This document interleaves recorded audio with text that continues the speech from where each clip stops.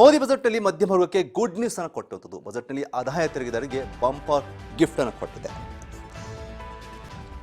ಮೋದಿ ಬಜೆಟ್ನಲ್ಲಿ ಮಧ್ಯಮ ವರ್ಗಕ್ಕೆ ಗುಡ್ ನ್ಯೂಸ್ ಅನ್ನು ಕೊಟ್ಟಿರುವಂಥದ್ದು. ಈ ಬಾರಿ ಬಜೆಟ್ನಲ್ಲಿ ಮಧ್ಯಮ ವರ್ಗದ ಜನಕ್ಕೆ ಗುಡ್ ನ್ಯೂಸ್ ಅನ್ನು ಕೊಟ್ಟಿದೆ. ಬಜೆಟ್ನಲ್ಲಿ ಆದಾಯ ತೆರಿಗೆದಾರರಿಗೆ ಬಂಪರ್ ಗಿಫ್ಟ್ ಅನ್ನು ಕೊಟ್ಟಿರುವಂಥದ್ದು. ಈ ಬಾರಿ ಬಜೆಟ್ ಏನಾಗಲಿದೆ ಸಾಕಷ್ಟು ಕುತೂಹಲಕ್ಕೆ ಕಾರಣವಾಗಿತ್ತು. ಹಾಗಾಗಿ ಬಜೆಟ್ನ ಕುರಿತಂತೆ ಈಗಾಗಲೇ ಏನು ಸಾಕಷ್ಟು ಮಧ್ಯಮ ವರ್ಗ ಜನಕ್ಕೆ ಈಗ ಗುಡ್ ನ್ಯೂಸ್ ಅನ್ನು ಕೊಟ್ಟಿದ್ದಾರೆ. ಅಂದರೆ ಬಜೆಟ್ ಕುರಿತಂತೆ ಸಾಕಷ್ಟು ಒಂದಿಷ್ಟು ಏನು ಇದ್ದಂಥದ್ದು. ಬಜೆಟ್ನಲ್ಲಿ ನಿರ್ಮಲಾ ಸೀತಾರಾಮನ್ ಅವರು ಮಧ್ಯಮ ವರ್ಗದವರಿಗೆ ರಿಲೀಫ್ ಅನ್ನು ನೀಡಿದ್ದಾರೆ. 12 ಲಕ್ಷ ಒಳಗಿನ ವಾರ್ಷಿಕ ಆದಾಯವನ್ನು ಪಡೆಯುತ್ತಿರುವವರ ಆದಾಯ ತೆರಿಗೆ ಪಾವತಿಸುವ ಅವಶ್ಯಕತೆ ಇಲ್ಲ ಅಂತ ಹೇಳಿರೋದು. ಮೋದಿ ಟ್ಯಾಕ್ಸ್ 16ರಿಂದ 20 ಲಕ್ಷ ಇದ್ರೆ 20% ಟ್ಯಾಕ್ಸನ್ನು ಕಟ್ಟಬೇಕಾಗುತ್ತೆ. 20-24 ಲಕ್ಷ ಇದ್ದರೆ ಕೂಡ ಹೆಚ್ಚಿಗೆ ಆಗುತ್ತೆ. ಅಂದರೆ 0 4 ಲಕ್ಷವರೆಗೂ ಕೂಡ ಟ್ಯಾಕ್ಸ್ ಕಟ್ಟುವಂತಿಲ್ಲ. 4 to 8 lakhsವರೆಗೆ 5% ಟ್ಯಾಕ್ಸ್ ಇರುತ್ತೆ. 8 to 12ಗೆ 10% ಇರುತ್ತೆ. 12 to 16ಗೆ 15% ಟ್ಯಾಕ್ಸ್ ಇರುವಂಥದ್ದು. ಒಟ್ಟಾರೆ 24 ಲಕ್ಷ ಮೇಲ್ಪಟ್ಟ ಆದಾಯ ಇರುವಂತೆ ಅಂದರೆ ಗರಿಷ್ಠ 30% ತೆರಿಗೆಯನ್ನು ಹಾಕಲಾಗುತ್ತೆ ಅಂತ ಕೂಡ ಹೇಳಿರುವಂಥದ್ದು. 16ರಿಂದ 20 ಲಕ್ಷದವರೆಗೆ 20%, 20-24 ಲಕ್ಷದವರೆಗೆ 25%, 24 ಲಕ್ಷದ ಮೇಲ್ಪಟ್ಟವರಿಗೆ 30% ಟ್ಯಾಕ್ಸನ್ನು ಹಾಕಲಾಗುತ್ತೆ ಅಂತ ಹೇಳಿರುವಂಥದ್ದು. ಅಂದರೆ 12 ಲಕ್ಷದವರೆಗೂ ಕೂಡ ಟ್ಯಾಕ್ಸ್ ಇರೋದಿಲ್ಲ ಅನ್ನೋ ಮಾತನ್ನು ಈಗ ಹೇಳಿರುವಂಥದ್ದು.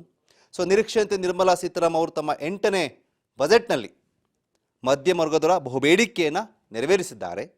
ಆದಾಯ ತೆರಿಗೆ ಹೊರೆಯನ್ನು ಇಳಿಸಿದ್ದಾರೆ. ಅದರಂತೆ 12 ಲಕ್ಷದವರೆಗಿನ ಆದಾಯ ಹೊಂದಿರುವ ಯಾವುದೇ ತೆರಿಗೆಯನ್ನು ಕಟ್ಟುವ ಅವಶ್ಯಕತೆ ಇಲ್ಲ ಅನ್ನೋ ಮಾತನ್ನು ಹೇಳಿದ್ದಾರೆ. ಅಂದರೆ 4 ಲಕ್ಷದವರೆಗಿನ ಆದಾಯಕ್ಕೆ ತೆರಿಗೆ ವಿನಾಯಿತಿ ಕೂಡ ನೀಡಲಾಗಿದೆ.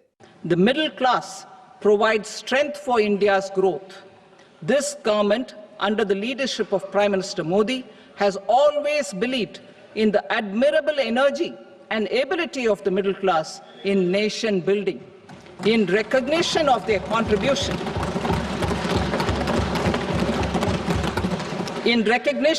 contribution, we have periodically reduced their tax burden.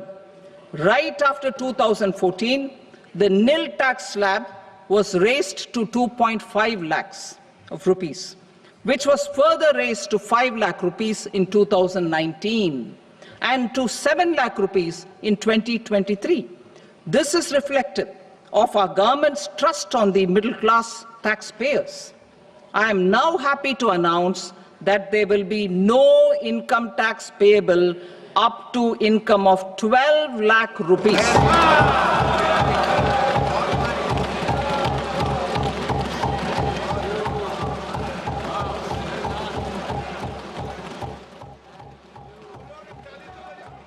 ಭಾರಿಯ ಆದಾಯ ತೆರಿಗೆ ಕುರಿತಂತೆ ಈ ಬಾರಿ ಬಜೆಟ್ನಲ್ಲಿ ಮಧ್ಯಮ ವರ್ಗದವರಿಗೆ ಗುಡ್ ನ್ಯೂಸ್ ಅನ್ನು ಕೊಟ್ಟುವಂಥದ್ದು. ಈ ಬಗ್ಗೆ ಮಾತಾಡೋಕ್ಕೆ ನಮ್ಮ ಜೊತೆ ಈಗ ಏನು ಆರ್ಥಿಕ ತಜ್ಞರು ನಾಗರಾಜ್ ಆಚಾರ್ಯ ಅವರ ಜೊತೆ ಇದ್ದಾರೆ. ಸರ್ ನಮಸ್ತೆ.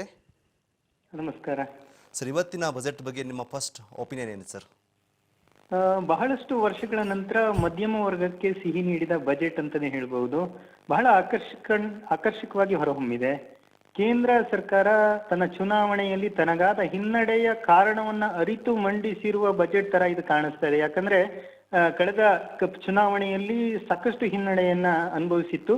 ಸೊ ಅಂತಿಮವಾಗಿ ನೋಡ್ಬೇಕು ಅಂದ್ರೆ ಈ ಬಜೆಟ್ ಬಹಳ ನೈಜವಾಗಿ ಸಾರ್ವಜನಿಕ ವಲಯಕ್ಕೆ, ವಿಶೇಷವಾಗಿ ವೇತನದಾರರಿಗೆ ಬಹಳ ಖುಷಿಯನ್ನ ನೀಡಿರುತ್ತದೆ. ಕನಸಿನ ಬಜೆಟ್ ಅಂತಾನೆ ಹೇಳ್ಬೋದು. ವೇತನದಾರರಂತೂ ಬಹಳ ಸಂತೋಷದಲ್ಲಿದ್ದಾರೆ. ಹೆಚ್ಚಿನ ಹಣವನ್ನ ಉಳಿಸುವಂತಹ ತಿಂಗಳು ಕೊನೆ ಆದಾಗ ತನ್ನ ಸ್ಯಾಲ್ರಿ ತಗೊಳ್ಳುವಾಗ ಬಹುಶಃ ಹೆಚ್ಚಿನ ಹಣವನ್ನ ಮನೆಗೆ ತಗೊಂಡು ಹೋಗ್ಬೋದು ಅನ್ನುವಂತ ಅವರ ಕನಸು ಏನಾಗಿತ್ತು, ಒಂದ್ ಹಂತಕ್ಕೆ ಅದು ನಿಜ ಆಗಿದೆ ಅಂತಾನೆ ಹೇಳ್ಬೋದು. ಮುಖ್ಯವಾಗಿ ವೈಯಕ್ತಿಕ ತೆರಿಗೆ ವಿಭಾಗದಲ್ಲಿ ಮಹತ್ತರವಾದ ಬದಲಾವಣೆಯನ್ನ ತಂದಿರುವಂತಹ ಕೇಂದ್ರ ಸಚಿವೆ ಆದಾಯ ತೆರಿಗೆ ಸ್ಲ್ಯಾಬ್ ಅನ್ನ ಬಹಳ ಅಂದ್ರೆ ಒಳ್ಳೆ ರೀತಿಯಲ್ಲಿ ಮಂಡಿಸಿದ್ದಾರೆ. ನಾನಿದನ್ನ ಈ ರೀತಿ ವಿಶ್ಲೇಷಣೆ ಮಾಡಕ್ ಇಷ್ಟಪಡ್ತೀನಿ. 4ರ ಮಗ್ಗಿ ಮತ್ತೆ 5ರ ಮಗ್ಗಿ ಅಂತ ಬಹುಶಃ ಎಲ್ಲರೂ ನೆನ್ಪಿಟ್ಕೋಬಹುದು. ಇದೊಂದು ಒಳ್ಳೆಯ ಸೂತ್ರ. ಟ್ಯಾಕ್ಸ್ ಸ್ಲ್ಯಾಬ್ ಏನಿದೆ ಅದಕ್ಕೆ ನಾವು 4ರ ಮಗ್ಗಿಯನ್ನ ಸೇರಿಸಿದ್ರೆ 4, 8, 12, 16, 20, 24, 4 1s 4, 4 2s 8 ಇದೇ ತರ ಮಾಡಿದಾಗ ಈ 4ರಿಂದ 8 ಲಕ್ಷಕ್ಕೆ 5% ಟ್ಯಾಕ್ಸ್ ರೇಟ್ನ 5ರ ಮಗ್ಗಿ ಅಂತ ಹೇಳ್ಬೋದು. 5, 10, 15, 20, 25, 30ರ ಈ ಸ್ಲ್ಯಾಬ್ ಏನಿದೆ ಆ ರೀತಿ ಮಾಡಿರುವಂತದ್ದು ಹೆಚ್ಚಿನ ಜನರಿಗೆ ಈ ವರ್ಷ ತುಂಬಾ ಅನುಕೂಲ ಆಗ್ಲಿಕ್ಕಿದೆ. ಬಹುಶಃ ಗಮನಿಸಬೇಕಾದ ವಿಷಯ ಏನಂದ್ರೆ 12 ಲಕ್ಷದ ಒಳಗಡೆ ಇನ್ಕಮ್ ಇದ್ರೆ, ಆದಾಯ ಇದ್ರೆ ಸಂಪೂರ್ಣವಾಗಿ ಸೆಕ್ಷನ್ 87A ಅಡಿ ಸಂಪೂರ್ಣವಾಗಿ ತೆರಿಗೆ ವಿನಾಯಿತಿ ದೊರಕುತ್ತೆ. ಬಹುಶಃ ಇದನ್ನ ಬಹಳ ಸುಲಭವಾಗಿ ಹೇಳಬೇಕು ಅಂದ್ರೆ ನಾನು ಈ ತರ ಹೇಳಕ್ ಇಷ್ಟಪಡ್ತೀನಿ. 2 ರೀತಿ ನಾವು ಇದನ್ನ ಟ್ಯಾಕ್ಸ್ ರೇಟ್ ನ ನಾವು ಬ್ರೇಕಪ್ ಆಗಿ ಇಟ್ಕೋಬಹುದು. ಒಂದು, 12 ಲಕ್ಷಕ್ಕಿಂತ ಒಳಗೆ ಇದ್ದವರಿಗೆ ಇನ್ಕಮ್ 0 ಇರುತ್ತೆ. 12 ಲಕ್ಷಕ್ಕಿಂತ ಕಡಿಮೆ ಆದಾಯ ಇರೋವರಿಗೆ ಯಾವುದೇ ರೀತಿಯ ತೆರಿಗೆ ಇರೋದಿಲ್ಲ. 12 ಲಕ್ಷಕ್ಕಿಂತ ಮೇಲ್ಪಟ್ಟವರಿಗೆ ಈ ಟ್ಯಾಕ್ಸ್ ಸ್ಲೇಬ್ ಅನ್ವಯ ಆಗುತ್ತೆ. ಹಾಗಾಗಿ 12 ಲಕ್ಷಕ್ಕಿಂತ ಹೆಚ್ಚಿದ್ದವರಿಗೆ ನಾನು ಆಗ್ಲೇ ಹೇಳಿದೆ 4 ರಿಂದ 8 ಲಕ್ಷ ತನಕ 5%, 8 ರಿಂದ 12 ಲಕ್ಷ ತನಕದ 10%, 12 ರಿಂದ 16 ಲಕ್ಷ 15%, 16 ರಿಂದ 20 ಲಕ್ಷ ತನಕ 20%, 20 ರಿಂದ 24 ಲಕ್ಷದ ಆದಾಯಕ್ಕೆ 25%, ಮತ್ತೆ 24 ಲಕ್ಷಕ್ಕಿಂತ ಹೆಚ್ಚಿನ ಆದಾಯ ಇದ್ರೆ 30% ಟ್ಯಾಕ್ಸ್ ಅನ್ನುವುದನ್ನ ಅವರು ಮಂಡಿಸಿರೋದ್ರಿಂದ ಬಹುಶಃ ತುಂಬಾ ಜನಕ್ಕೆ ಇದರಿಂದ ಅನುಕೂಲ ಆಗ್ಲಿಕ್ಕಿದೆ. ಯಾಕಂದ್ರೆ ಮಧ್ಯಮ ವರ್ಗಕ್ಕೆ ಊಹೆ ಮಾಡಿರುವಂತೆ ಸಿಕ್ಕಿರುವಂತಹ ಬಜೆಟ್ ಅಂತಾನೆ ನಾವಿಲ್ಲಿ ವಿಶ್ಲೇಷಣೆ ಮಾಡ್ತಾ ಇದೀವಿ. ಇಲ್ಲಿ ಒಂದು ಕನ್ಫ್ಯೂಸ್ ಇರುತ್ತೆ. ಯಾಕೆಂತಂದ್ರೆ ನನಗೂ ಕೂಡ ಒಂದು ಡೌಟ್ ಇರುವಂಥದ್ದು. ನೋಡಿ, ಈಗ 0 to 4 lakhsವರೆಗೆ ನೋ ಟ್ಯಾಕ್ಸ್ ಅಂತ ಹೇಳ್ತೀವಿ. ಅದು 4 to 8 ವರೆಗೂ 0.5 ಅಂತ ಹೇಳ್ತೀವಿ. 4 to 12 ವರೆಗೆ 10 ನೀವು ಹೇಳ್ಕೊಂಡು ಹೋಗ್ತೀವಿ ಒಂದು ಸ್ಲ್ಯಾಬ್ ಬರುತ್ತೆ ಅಂತ. ಮತ್ತೆ ಅಂದ್ರೆ 8 to 12 ಅಂದ್ರೆ 12 ಲಕ್ಷದವರೆಗೆ ಟ್ಯಾಕ್ಸೇ ಇಲ್ಲ ಅಂತ ಹೇಳ್ತೀವಿ. ಅಂದ್ರೆ ಇದೇನು ಮತ್ತೆ ಅದೇನು ಎರಡೂ ಬಗ್ಗೆ ಒಂದಿಷ್ಟು ವಿವರಣೆ ಕೊಡೋದಾದ್ರೆ ಜನಕ್ಕೆ ಅರ್ಥ ಆಗುತ್ತೆ ಅಂತ. ಬಹಳ ಸುಲಭವಾಗಿ ಅರ್ಥೈಸ್ಕೋಬೇಕು ಅಂದ್ರೆ ನಾನು ಈ ತರ ಹೇಳಕ್ ಇಷ್ಟಪಡ್ತೀನಿ. 2 ಭಾಗವಾಗಿ ನಾವು ವಿಂಗಡಣೆ ಮಾಡಬೇಕಾಗುತ್ತೆ. ಒಂದು, 12 ಲಕ್ಷಕ್ಕಿಂತ ಕಡಿಮೆ ಇರುವವರು ಒಂದು ಕ್ಯಾಟಗರಿ. ಇನ್ನೊಂದು 12 ಲಕ್ಷಕ್ಕಿಂತ ಹೆಚ್ಚು ಇರುವಂತ ಆದಾಯದವರು. 2 ಕ್ಯಾಟಗರಿ ಇದೆ. 12 ಲಕ್ಷಕ್ಕಿಂತ ಕಡಿಮೆ ಇರುವವರಿಗೆ ಈ ಸ್ಲ್ಯಾಬ್ ರೇಟ್ ಅನ್ವಯ ಆಗೋದಿಲ್ಲ. 12 ಲಕ್ಷಕ್ಕಿಂತ ಕಡಿಮೆ ಯಾರ್ಯಾರಿಗೆ ಆದಾಯ ಇರುತ್ತೆ ವರ್ಷದಲ್ಲಿ, ಒಂದು ಹಣಕಾಸು ವರ್ಷದಲ್ಲಿ ಯಾರ ಆದಾಯ 12 ಲಕ್ಷಕ್ಕಿಂತ ಕಡಿಮೆ ಇರ್ತಾರೆ ಅವರಿಗೆ ಯಾವ ಟ್ಯಾಕ್ಸ್ ಸ್ಲ್ಯಾಬು ಅನ್ವಯ ಆಗಲ್ಲ. ಅಂದ್ರೆ ಅವರಿಗೆ ಸಂಪೂರ್ಣವಾಗಿ ತೆರಿಗೆ ವಿನಾಯಿತಿ ಸಿಗುತ್ತೆ. ಒಂದು ವೇಳೆ ನಮ್ಮ ಆದಾಯ 12 ಲಕ್ಷಕ್ಕಿಂತ ಜಾಸ್ತಿ ಇದ್ದಾಗ ಅವರಿಗೆ ಈ 12 ಲಕ್ಷದ ಎಕ್ಸೆಂಪ್ಷನ್ ಸಿಗೋದಿಲ್ಲ. 12 ಲಕ್ಷದ ಒಳಗಡೆ ಇರುವಂತಹ ಆದಾಯ ವಿನಾಯಿತಿ ಏನಿದೆ ಅದು 12 ಲಕ್ಷಕ್ಕಿಂತ ಹೆಚ್ಚಿನ ಆದಾಯ ಇರುವವರಿಗೆ ಈ ವಿನಾಯಿತಿ ಸಿಗೋದಿಲ್ಲ. ಅಂದ್ರೆ 12 ಲಕ್ಷದಿಂದ ಹೆಚ್ಚಿದ್ದು, ಉದಾಹರಣೆಗೆ ಒಂದು 15 ಲಕ್ಷ ಆದಾಯ ಒಬ್ಬನಿಗಿದೆ ಅಂತ ಆದ್ರೆ ಆ ಸಂದರ್ಭದಲ್ಲಿ ಅವರ ಟ್ಯಾಕ್ಸ್ ತೆರಿಗೆ ಏನಿದೆ 4 ಲಕ್ಷದಿಂದನೇ ಅನ್ವಯ ಆಗುತ್ತೆ. ಇದು ಬಹಳ ಗಮನಿಸಬೇಕಾದಂತ ವಿಚಾರ. 12 ಲಕ್ಷಕ್ಕಿಂತ ಒಳಗಡೆ ಯಾರ್ಯಾರಿಗಿದೆ ಅವರಿಗೆ ಮಾತ್ರ ಎಕ್ಸೆಂಪ್ಷನ್ ಸಿಗುತ್ತೆ, ವಿನಾಯಿತಿ ಸಿಗುತ್ತೆ. ಒಂದು ವೇಳೆ ನನ್ನ ಆದಾಯ ಒಂದು ವರ್ಷಕ್ಕೆ 20 ಲಕ್ಷ ಇದ್ದಲ್ಲಿ ಈ ಟ್ಯಾಕ್ಸ್ ರೇಟ್ ಏನಿದೆ ಅದು 4 ಲಕ್ಷದಿಂದನೇ ಅನ್ವಯ ಆಗುತ್ತೆ. ಇದು ನೀವು ಕೇಳಿರುವ ಪ್ರಶ್ನೆಗೆ ನೇರ ಉತ್ತರ. ಓಕೆ. ಬಟ್ ಇನ್ನೊಂದು ಅಂದ್ರೆ ಒಂದು ಟ್ಯಾಕ್ಸ್ ವಿಚಾರದೇ, ಮತ್ತೊಂದು ಕೂಡ ಬಿಹಾರಕ್ಕೆ ಸಾಕಷ್ಟು ಕೊಡುಗೆಯನ್ನು ಕೊಟ್ಟಿರೋದು ಕೂಡ ಬೇರೆ ಬೇರೆ ರಾಜ್ಯಗಳಿಗೆ ಕೆಂಗಣಿ ಕೂಡ ಗುರಿಯಾಗಿರುವಂಥದ್ದು. ಎಲ್ಲೋ ಒಂದ್ ಕಡೆ ಬಿಹಾರದ ಚುನಾವಣೆಯನ್ನ ಗಮನ ಇಟ್ಕೊಂಡು ಈ ಬಜೆಟ್ ಮಂಡಿಸಿದ್ದಾರೆ ಅನ್ನುವಂತಹ ಆರೋಪ ಕೂಡ ಕೇಳಿ ಬರ್ತದೆ. ಸೊ ನಿಮ್ಮ ರಿಯಾಕ್ಷನ್ ಈ ಬಗ್ಗೆ? ಖಂಡಿತ. ಬಹುಶಃ ಕರ್ನಾಟಕ ರಾಜ್ಯಕ್ಕೆ ನಾವು ಅನ್ಯಾಯ ಆಗುವಂತ ವಿಚಾರವನ್ನ ಸಾಕಷ್ಟು ಬಾರಿ ಮಾತುಗಳನ್ನ ಕೇಳ್ತಾ ಬರ್ತಾ ಇದ್ದೀವಿ.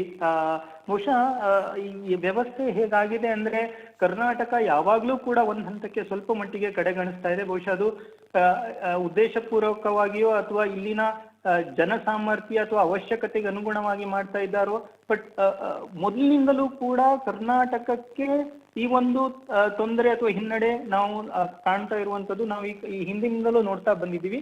ಈ ಸಲನೂ ಕೂಡ ಅದೇ ರೀತಿಯ ಅನುಭವ ಕೂಡ ಆಗ್ತಾ ಇದೆ. ಬಟ್ ವಿಶೇಷವಾಗಿ ತಾವು ಹೇಳಿದ್ರಿ ಬಿಹಾರದ ಇಲೆಕ್ಷನ್ ಚುನಾವಣೆಯನ್ನ ಮನಸ್ಸಲ್ಲಿಟ್ಕೊಂಡು ಅನ್ನುವಂತ ಮಾತು.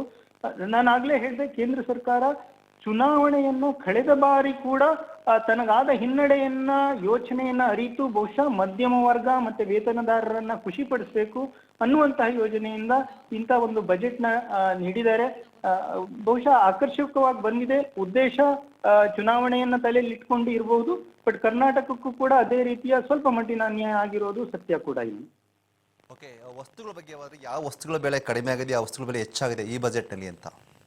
ಸರ್, ಇಲ್ಲಿ ಒಂದು ವಿಚಾರ ತಾವು ಗಮನಿಸಬೇಕು. GST ಅನ್ನುವಂಥದ್ದು ರೆಗ್ಯುಲರ್ ಆಗಿ ಸಾಮಾನ್ಯವಾಗಿ ಕೇಂದ್ರ ಬಜೆಟ್ ನಲ್ಲಿ ಟ್ಯಾಕ್ಸ್ ರೇಟ್ ಅನ್ನ ನಿರ್ಧಾರ ಮಾಡಲಿಕ್ಕೆ ಅವಕಾಶ ಇರೋದಿಲ್ಲ. GST ಅನ್ನೋದಕ್ಕೆ ಸಪರೇಟ್ ಆಗಿ ಕೌನ್ಸಿಲ್ ಅನ್ನುವಂಥದ್ದು, GST ಕೌನ್ಸಿಲ್ ಅನ್ನುವಂಥದ್ದು ಸಪರೇಟ್ ಸಮಿತಿ ಇರೋದ್ರಿಂದ ಎಲ್ಲ ವಸ್ತುಗಳ ತೆರಿಗೆಯನ್ನ ಇಂಡೈರೆಕ್ಟ್ ಟ್ಯಾಕ್ಸ್ ಏನಿದೆ, GST ರೇಟ್ ಏನಿದೆ ಅದು ಸೆಪರೇಟ್ ಆಗಿ ಕೌನ್ಸಿಲ್ ಅಲ್ಲಿ ನಿರ್ಧಾರ ಆಗುತ್ತೆ. ಇಲ್ಲಿ ಮುಖ್ಯವಾಗಿ ನಿರ್ಧರಣೆ ಆಗುವಂಥದ್ದು ಒಂದು ಕಸ್ಟಮ್ ಡ್ಯೂಟಿಯಲ್ಲಿ ಕೆಲವೊಂದು ವಸ್ತುಗಳಿಗೆ ಕಡಿಮೆ ಮಾಡಿರುವಂಥದ್ದು, ಅವಶ್ಯಕತೆ ಇರುವಂತಹ ವಸ್ತುಗಳು, ಕ್ಯಾನ್ಸರ್ ಮದ್ದುಗಳಾಗ್ಲಿ ಇತರ ವಸ್ತುಗಳ ಮೇಲೆ ಕಡಿಮೆ ಮಾಡಿರೋದ್ರಿಂದ ಸುಮಾರು ವಸ್ತುಗಳಲ್ಲಿ ರೇಟ್ಗಳು ಅಂದ್ರೆ ಬೆಲೆಗಳಲ್ಲಿ ಕಡಿಮೆ ಆಗ್ಲಿಕ್ಕಿದೆ.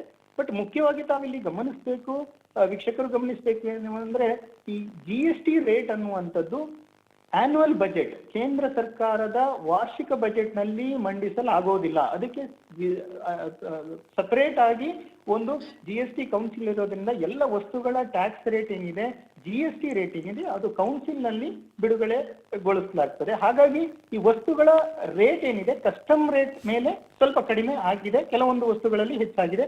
LED ಇದನ್ನೆಲ್ಲ ಸ್ವಲ್ಪ ಟ್ಯಾಕ್ಸ್ ರೇಟ್ ಅಲ್ಲಿ ಅಂದ್ರೆ ಕಸ್ಟಮ್ ಡ್ಯೂಟಿಯಲ್ಲಿ ಬದಲಾವಣೆ ಆಗಿರೋದ್ರಿಂದ ಬಹುಶಃ ಇದು ವಸ್ತುಗಳಲ್ಲಿ ಸಣ್ಣ ಮಟ್ಟಿನ ಬದಲಾವಣೆಗಳಾಗಿದೆ.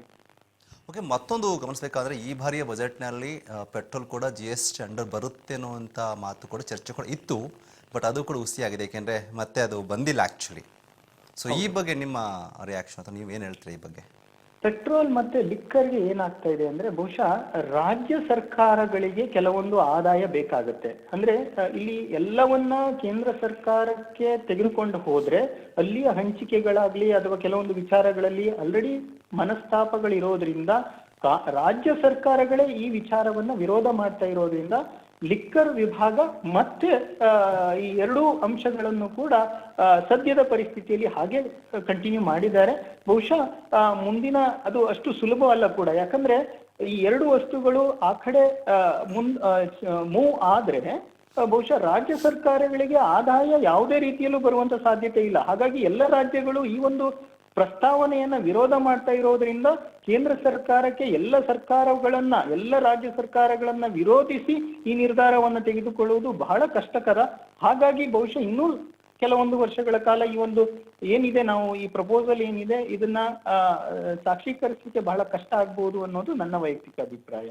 Okay, thank you so much ತಮ್ಮೆಲ್ಲ ಮಾಹಿತಿಗೆ. ಒಟ್ಟಾರೆ ಈ ಬಾರಿ ಬಜೆಟ್ನಲ್ಲಿ ಅಂದರೆ ಮೋದಿ ಬಜೆಟ್ನಲ್ಲಿ ಮಧ್ಯಮ ವರ್ಗಕ್ಕೆ ಗುಡ್ ನ್ಯೂಸ್ ಕೊಟ್ಟಿರೋದು ಸತ್ಯ. ಯಾಕೆ ಅಂತಂದರೆ 12 ಲಕ್ಷಕ್ಕೆ ತೆರಿಗೆಯನ್ನು ಟ್ಯಾಕ್ಸ್ ಫ್ರೀಯಾಗಿ ಕೊಟ್ಟಿರೋದು ಸಾಕಷ್ಟು ಮಧ್ಯಮ ವರ್ಗದ ಜನಕ್ಕೆ ಖುಷಿಯಾಗಿರೋದು. ಮತ್ತಷ್ಟು ಸುದ್ದಿ ನೋಡೋಣ ಒಂದು ಚಿಕ್ಕ ವಿರಾಮದ ಬಳಿಕ.